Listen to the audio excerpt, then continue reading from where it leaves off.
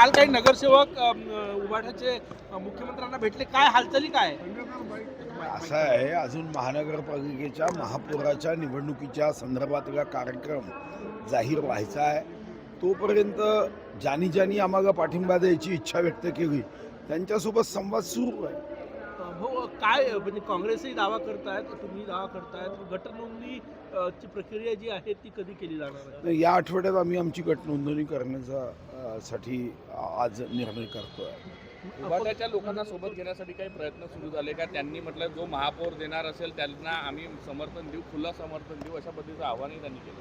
नाही, त्यांनी त्यांची इच्छा व्यक्त केली आहे. शेवटी एखादा पक्ष, एखादा गट इच्छा व्यक्त करतो आणि त्या इच्छेनंतर त्यांच्याशी चर्चा संवाद झाल्यावर निर्णय होतो. ठाकरे गटाची वाटाघाटी सुरू आहे. मी जसं सांगितलं, संवाद तर सर्वांशी सुरू आहे. यामध्ये तर काँग्रेसचा सुद्धा एक गट आमच्याशी संवाद करतोय. संवादाला कुठं अडचण आक्षेप असण्याचं काही कारण नाही. आपापल्या पद्धतीने प्रत्येकजण संवाद करतो. काँग्रेसचा कुठला गट सर? धानोरकर गट की वडेट्टीवार गट? नाही, कोणता गट नाही, ते काँग्रेसचे आहे. आता नेत्यांनी त्यांना वाटलं असेल, आमच्यासाठी ते काँग्रेसचे आहे. पण कुठेतरी काँग्रेसमधल्या अंतर्गत वाटाघाटी जे सुरू आहे किंवा वाद सुरू आहे त्याचा फायदा भाजपला होऊ शकतो, रणनीती रचली जाते. नाही, आम्ही रणनीती रचण्याचा विषय नाही. आम्ही स्वतःहून काही त्यांच्याशी संपर्क केला नाही. त्यांनी आमच्याशी संपर्क केला. त्यांच्याकडून संदेश घेऊन काही कार्यकर्ते आले आणि ते म्हणाले की तुमच्यासोबत आम्हाला चर्चा करायची आहे. मग आम्ही चर्चा त्यांच्याशी पहिल्या फेरीची आमची झाली आहे. पुढे बघू काय होतं. तुम्ही आज मुख्यमंत्र्यांची भेट घेणार आहे या सगळ्या सत्ता स्थापनेबाबत? हा, निश्चित आज आमच्या पक्षाची बैठकच आहे. सर्व एकत्र बसणार होतो. काल जोरगेवारजी जाऊन मुख्यमंत्र्यांची भेट घेतली त्यांनी. माझ्या माहितीप्रमाणे ते मागच्या आठवड्याभर तिकडेच आहे.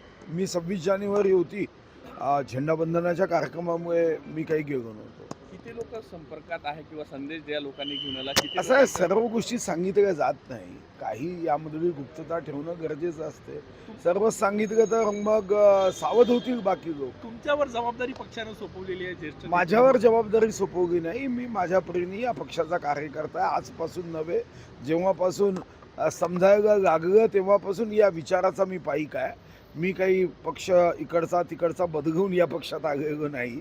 तर मी तर या पक्षाचाच आहे. जेव्हापासून मला थोडं समजायला लागलं तर मला वाटतं की जे जे शक्य उत्तम होण्याचा प्रयत्न आहे तो मी करेन. आणि यामध्ये फक्त महापौर बनवणे इतका हेतू नाही आहे. या शहराचा विकास व्हावा. खूप विदर्भानी भोगला आहे, चंद्रपूरनीही खूप भोगला आहे.